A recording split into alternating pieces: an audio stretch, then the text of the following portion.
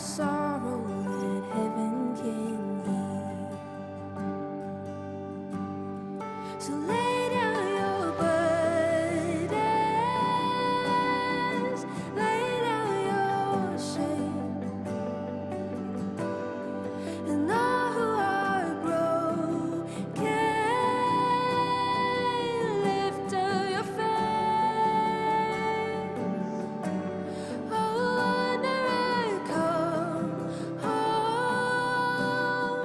You're not too far.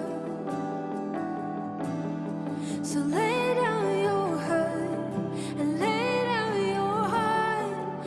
Come as you are.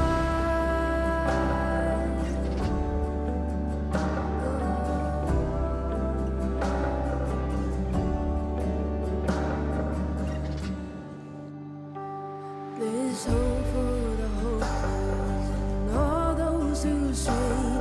Come sit at the table, come taste of the grace.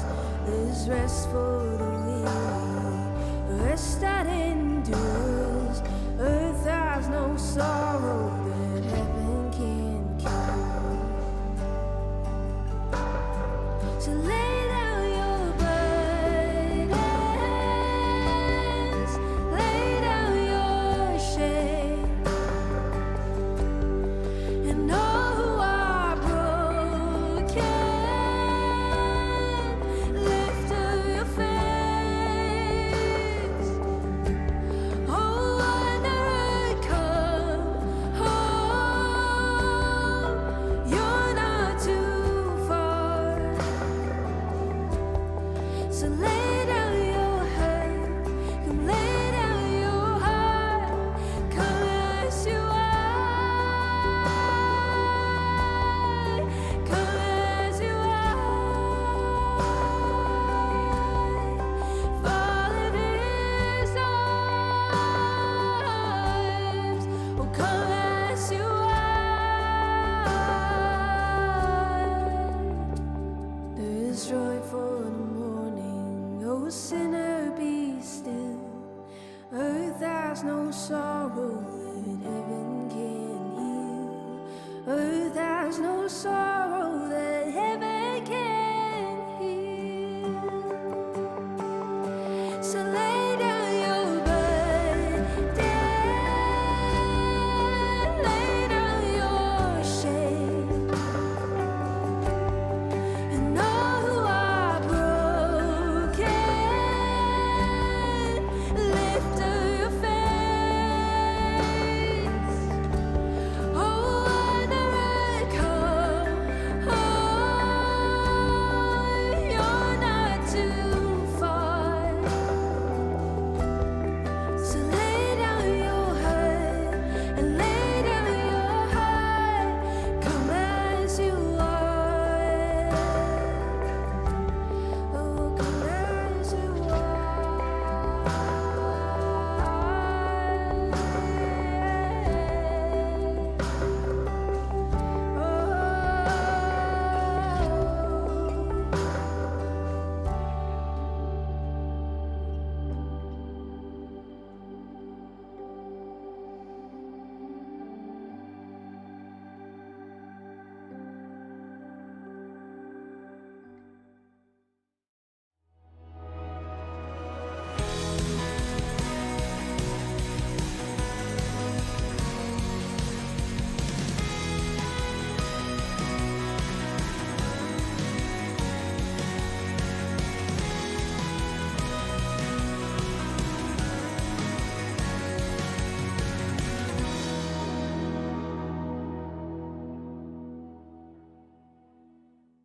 Welcome to Chapel. I'm excited to be with you again, and I'm even more excited to have a guest with us. Her name is Dr. Kelly Hamrin, and she's an assistant professor of English at Liberty University, a fellow Christian university in the States.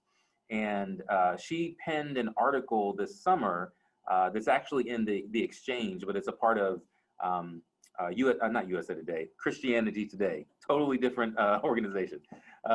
It's a part of Christianity Today. Ed Stetzer kind of runs this thing called The Exchange. And so anyways, the article is titled Social Justice, Critical Race Theory, Marxism, and Biblical Ethics. And we're going to talk about that a little bit today in chapel because it's so, very relevant to everything that's going on. And hopefully we'll kind of give all of us a bit of context for some of these bigger themes that we're all wrestling with, and especially in light of being in the book of Job this semester. So, Dr. Kelly Hamrin, how are you doing? I'm doing really well, thank you. Yeah, I figured. How are you? I'm doing well. It's starting to rain here in lovely British Columbia, and so I prefer that to snow in Michigan, where I came from. So, how's the weather where you are in Virginia?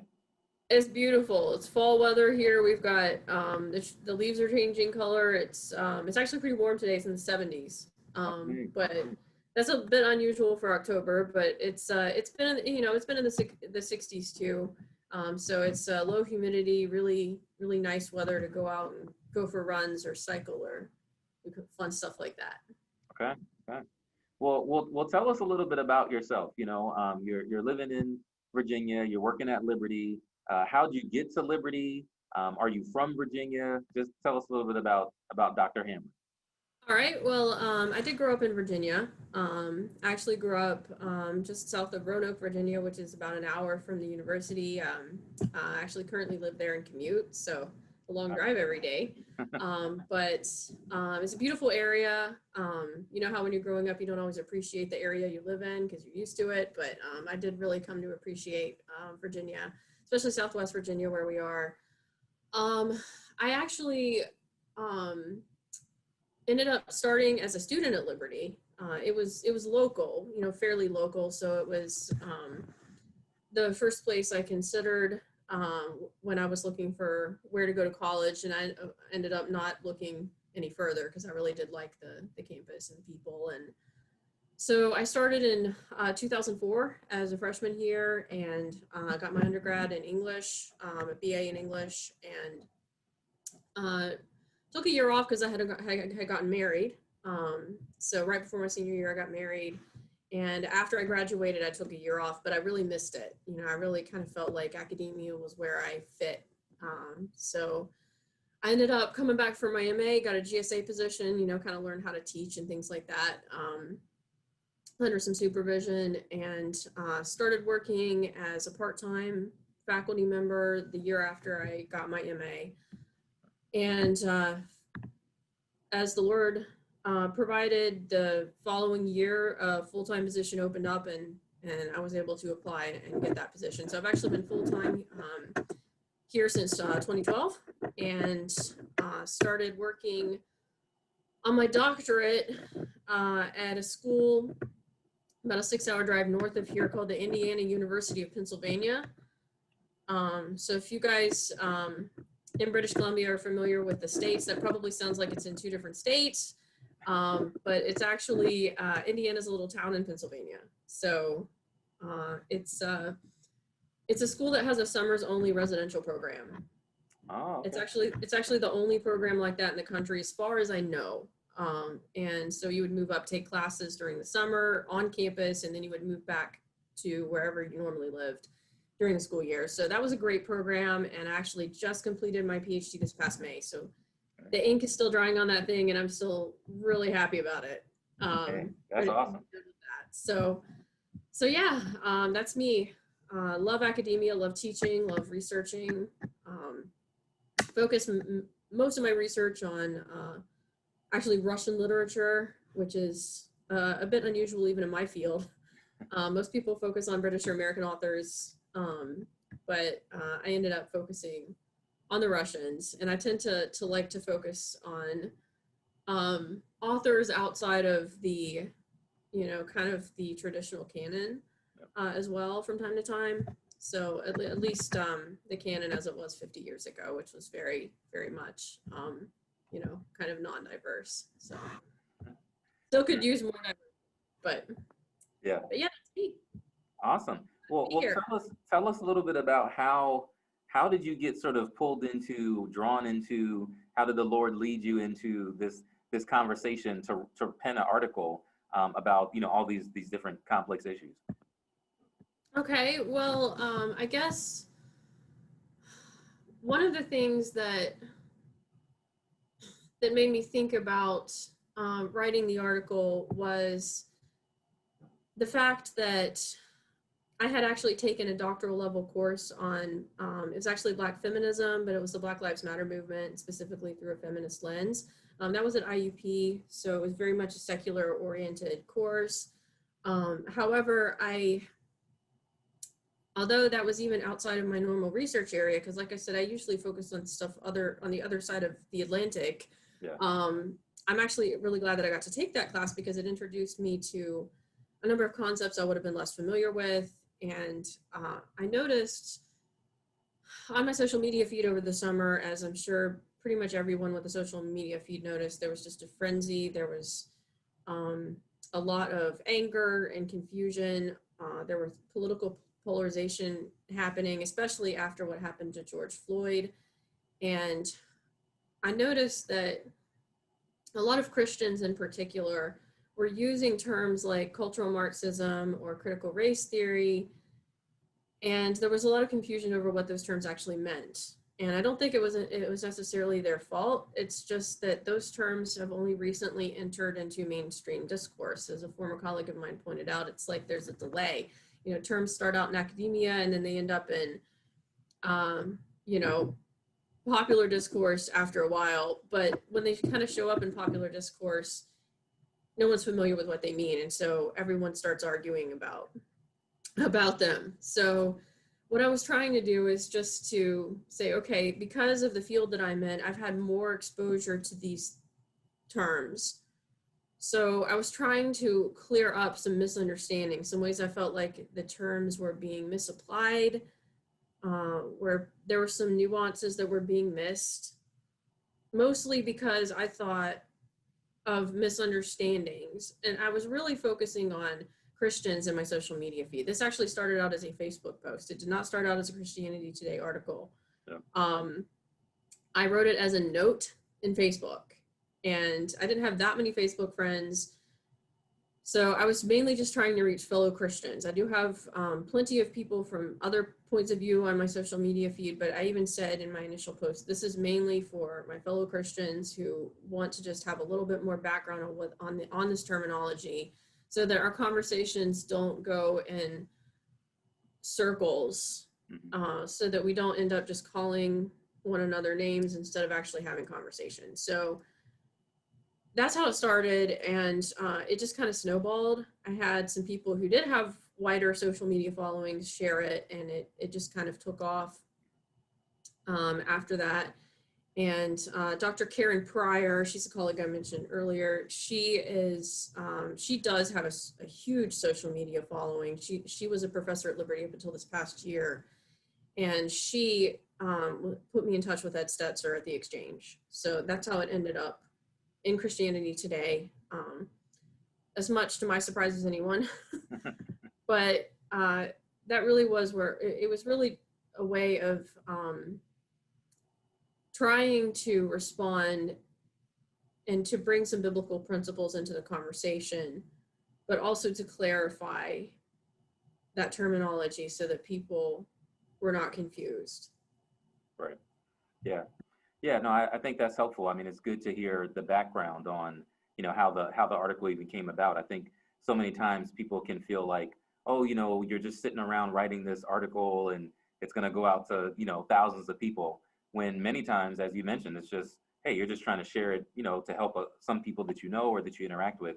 And then, you know, God does something with it where it does reach thousands of people. But it's a good story to hear. I'm interested to know, I mean, maybe for our students, like part of what I've talked to a lot of students about is trying to help them, you know, walk through Black Lives Matters, you know, in terms of like, okay, it's this organization, but it's also a statement. And as a Christian, I should not have a problem saying that Black Lives Matter. Now, you know, to whatever extent I want to participate in protests or whatever, that's a whole nother conversation. But just the theological premise, the biblical idea that all tongues, all tribes, all nations are valued before God. We have a deficit, you know, functionally in our country and really in the world of Black lives mattering, you know, in terms of how we treat Black people, slavery, Yes. segregation, et cetera, et cetera. And then these killings were really just the powder keg that sort of, imploded. And so that's one thing, Black lives do matter.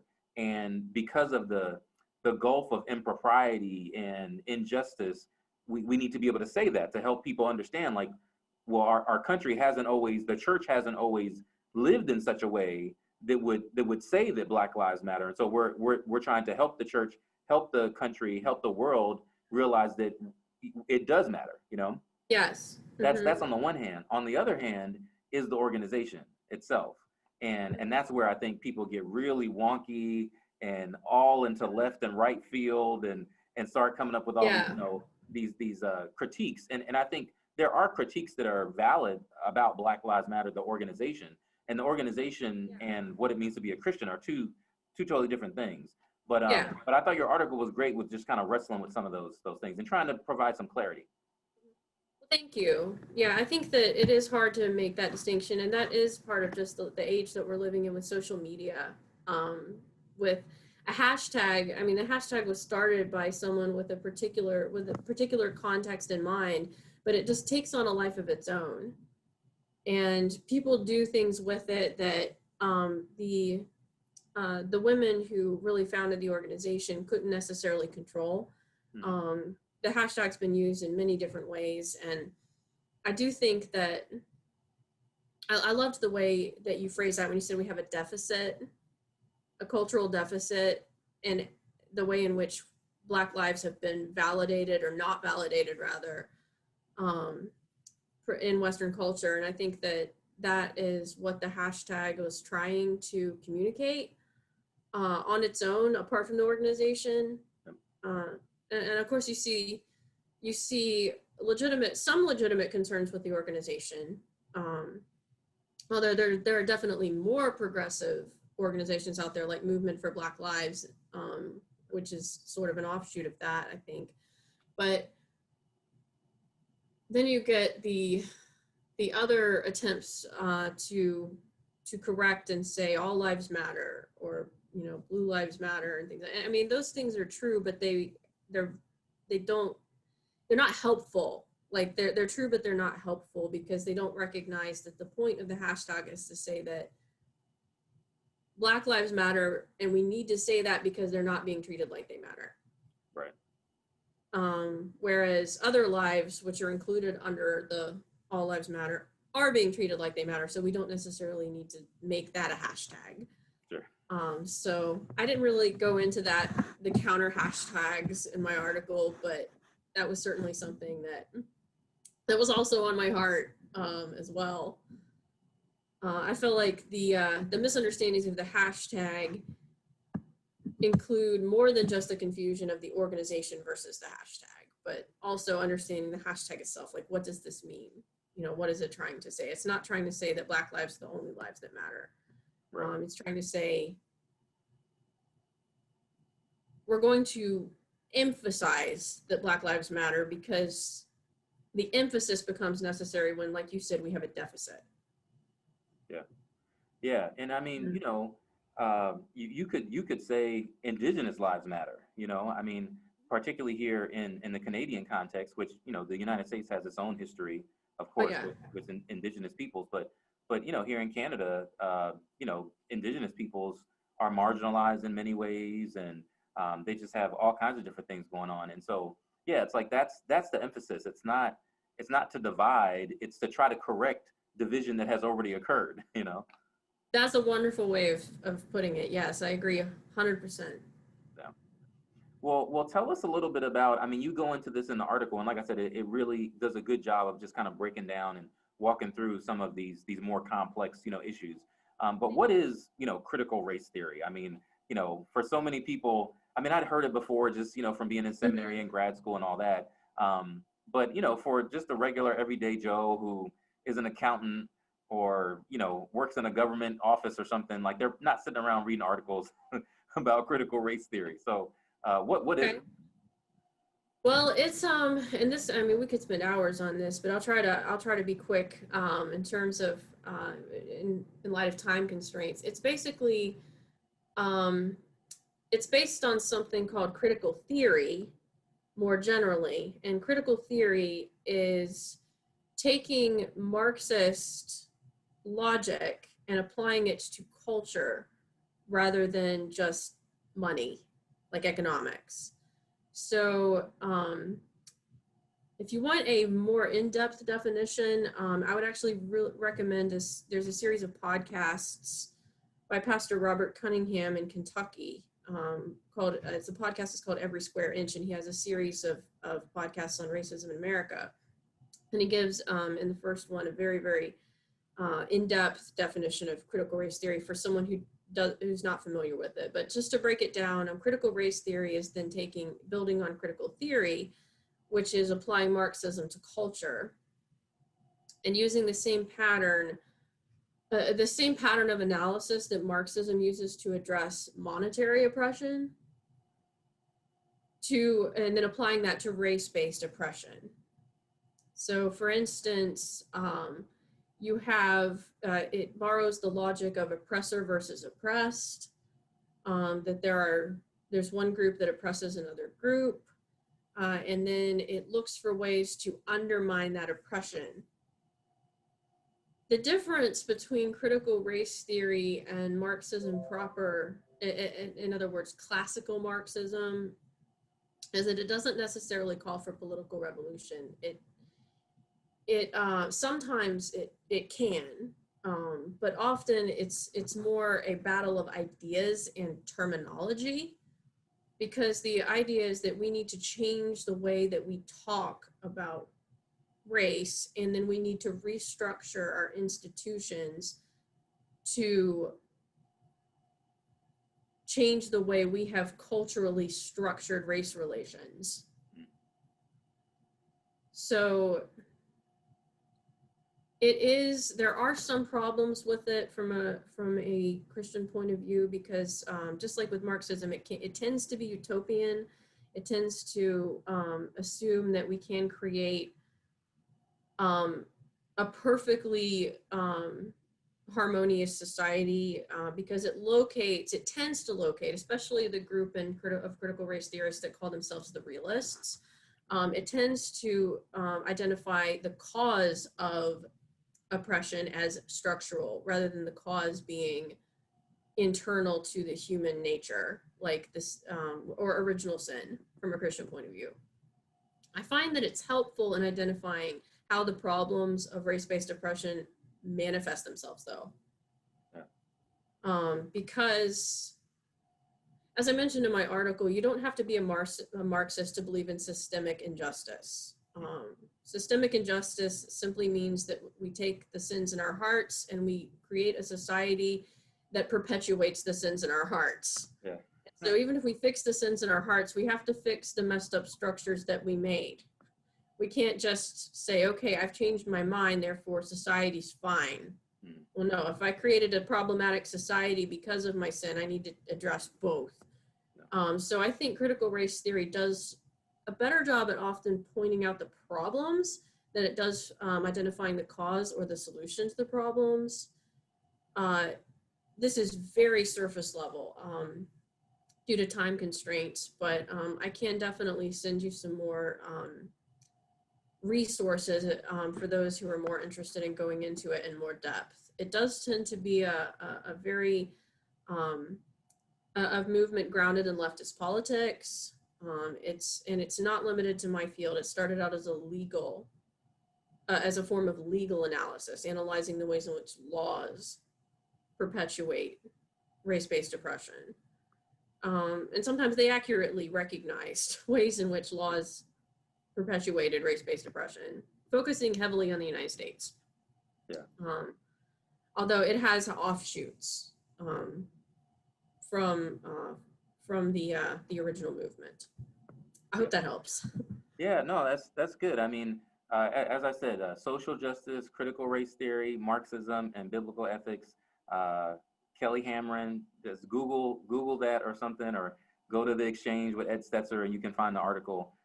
Like I said, it was super helpful for me, and I sent it to a bunch of colleagues and friends and even students. That I think it's been helpful for them to just engage and learn some stuff. Again, these are complex issues, and you could spend 2 months on just one terminology. I like what you said though about this idea that sort of structural racism, it comes from individual racism. It's like, okay, as an individual, and it may not be you, but your ancestors, a whole bunch of people at some point, even if they deal with their own parts of their own individual sin, you can still create a structure that prefers you. You can create a structure that privileges only people like you, whether it's people with your same color of skin, whether it's people with your same zip code, people with your same, economic, whatever. And so you set up a system where people that look like you benefit from the system that you've, erected, and everybody else kind of has to fight over the scraps, if you will. And and I think that's a struggle for many of my white brothers and sisters. They're like, well, I'm a good person, I'm a good Christian, and I'm like, well, that's bad theology, number one, because us being good is not really the issue. We're all bad. We're born in sin, shaped in iniquity. There's no goodness coming other than the goodness we have in Jesus Christ. But even as being a believer, we still sin. We still fall short of God's glory. And so it was a helpful article and everything. Thank you. I would like to say that as a white Christian, I've had a learning curve on this, a pretty steep learning curve actually, because I can personally testify to the fact that it is possible to blind yourself to what brothers and sisters of a different color experience. And I know because I've done that in the past. Growing up, I was not aware of systemic racism, or there was very little awareness. And it wasn't because, I would not have seen myself as a racist, but I benefited from structural racism, and I didn't realize, that I was benefiting. So I think that especially for white Christians, I think we have a responsibility to educate ourselves on this. Part of it has been for me, part of it has just been listening to my brothers and sisters of color who are telling me what their experiences are. But I also understand it's exhausting to have to do that for white people all the time when you're like, okay, I deal with this every day, and then I have the burden of proving to you that I deal with it every day. So I don't think that we need to over depend on that either. There is so much evidence out there of how systemic racism works, and I just wasn't exposed to it a lot growing up. A lot of that was curriculum, which is another part of systemic racism. Our curriculum doesn't educate us on this stuff. So, but the resources are there, and there are more and more. I've been encouraged to see that there are more resources in the church that are coming to the foreground now. I think in this cultural moment where we are dealing with these horrific killings that have taken place, and where we have the protests, there's that sense of urgency that's always been there for some is now being brought to the attention of others. And so I think that maybe to be good stewards of this moment, it is important to, and I am talking as a white Christian just because that's where I'm coming from, that I've had to learn about this, and I'm still learning about this. And so if I can help others learn about this, I'm just helping you on the journey that I'm on, if that makes any sense. Mm-hmm. That's just, and I'm still going to be on that journey for a long time, I'm sure. I don't think I'll ever be done with that journey, but it's worth it because, like you said, there's division, and we don't want to have division in the body of Christ. Even a division of that's resulting from a failure of one part of the body of Christ to understand what brothers and sisters of a different skin color are going through. Yeah, no, I totally agree with you. There's this idea that you don't know what you don't know. And so, and all of us have blind spots in our lives, whether it's, because of family upbringing or different, sort of just experiences that we have or don't have. And so, yeah, I think part of our work individually is to kind of own those things, whatever those things are, and then work your way through them with God, in community. And Yeah. I appreciate you saying that, there's, I mean, not all resources are created equal, so Oh yeah. let's just say Yeah. that don't just accept everything that Google tells you Oh no. about race or about, any issue really, but there are a plethora of of resources, books and articles and all kinds of things that are available now that, they weren't maybe 20 years ago, that you can, engage in. And I think, for people of color who, are at their own place in the journey where they can offer, some guidance, and who desire to do that in relationship with people, I think that's awesome. But you raise a good point, just that there is a, it's called like fatigue, that you get where you're, constantly educating and helping and telling stories, and you don't get time to just kind of have your own process of lament and reorientation and all that. Yeah. And lament is something that, I mean, that's biblical too. Lament is a biblical process. And I think validating that is important as well. I mean, you said you're reading Job right now. Yeah. So lament, I mean, even before he ventured into some unbiblical attitudes toward God, I think that he did have some valid laments. Yeah. And so that is something that I also think it would be important for white Christians to join in that lament, because it is worth grieving over. And that doesn't mean that we always have to insert ourselves into it, but lamenting injustice it's a huge part of the Psalms. I mean, my pastor at my church really focuses on Psalms of Lament in his research, and he's really brought that to the forefront of my mind. Just the idea that sometimes just crying out to God about the injustice that we see in the world has its own validity. Mm-hmm. Yeah, And I would say, I would say, I think you're right on about that in terms of lament. There's a whole book in the Bible about lament called Lamentations. yep, exactly. And so, Yeah.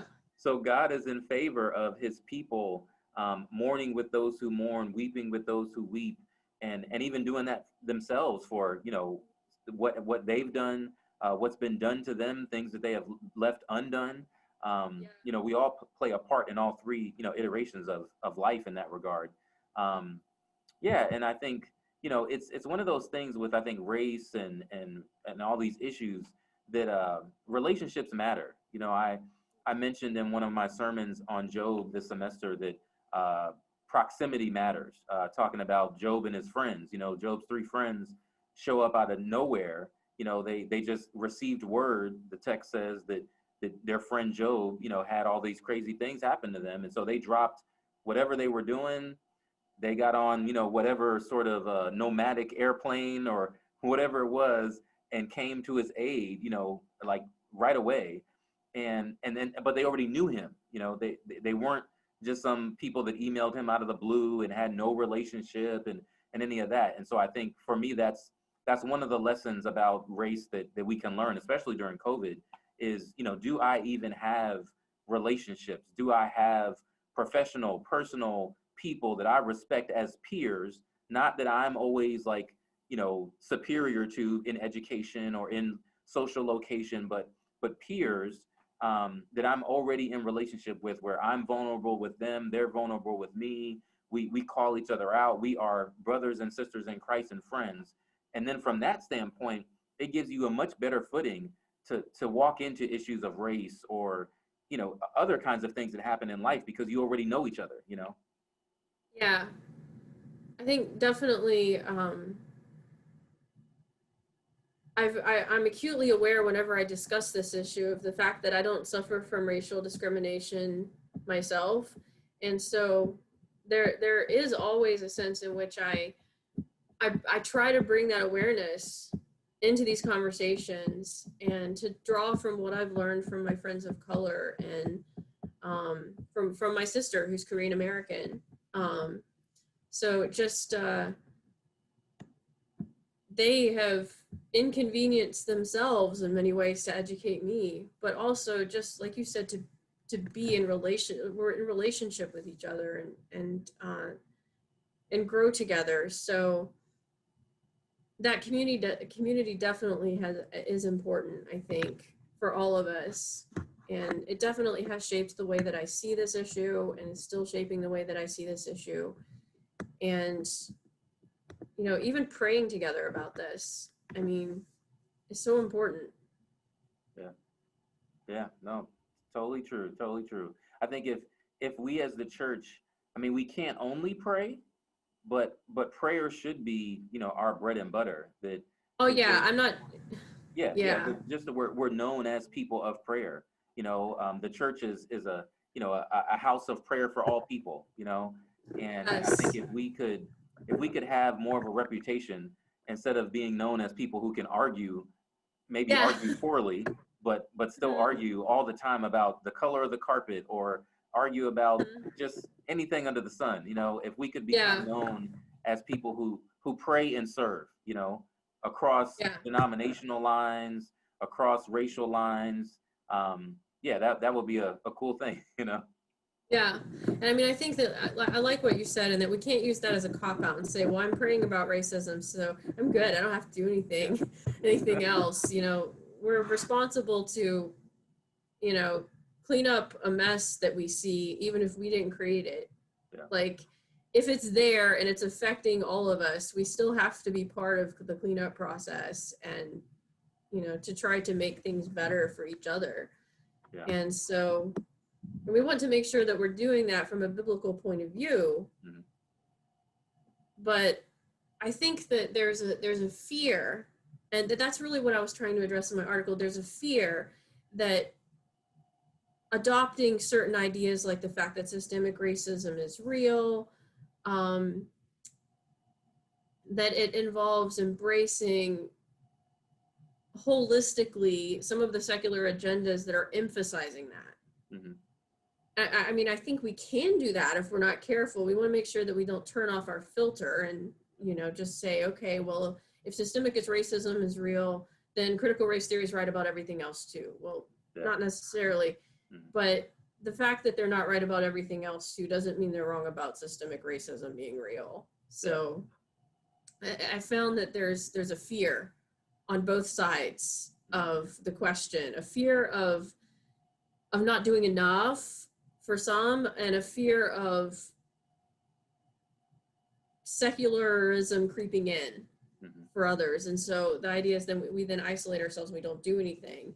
That's a problem too. And that's one thing that Pastor Cunningham in his podcast really emphasizes that I appreciate, is that, you know, we can fall off one side of the horse or the other. Either way, it's a problem. Either way, we're not going to get anywhere, regardless of which side we fall off. So I was mainly focusing in my article on those who are more fearful rather than those who are over enthusiastic. But, well, not that you could be too enthusiastic about fixing racism. There's, you know, of course we want to be enthusiastic, but we don't want to let our enthusiasm carry us into territory we shouldn't go either. So I think there's a legitimacy to addressing both of those issues. I was just mainly focusing on my fellow conservatives, on theological conservatives, my fellow theological conservatives that were worried about some of the secular worldviews out there. In my article, I was focusing mainly on that particular audience, but I like I said, I think it's a good article. As you mentioned, there's other things that you can read to get more in depth and all that, which I recommend. But but it's a good place to start, I think, as your article was. So keep on with your Facebook notes, and who knows, who knows what'll happen. I liked how you just said a minute ago, sort of with these issues of race, it's like, having a mess, like something that's been spilled, if you will. And it makes me think about, I was raised in a very strict home where, a military household. So, we cleaned, like cleaning was like life, It's like, all you do is clean. You clean your room, you clean the kitchen, you clean the bathrooms, you clean even after you've cleaned, you clean in Even if it already looks clean. Yeah. clean.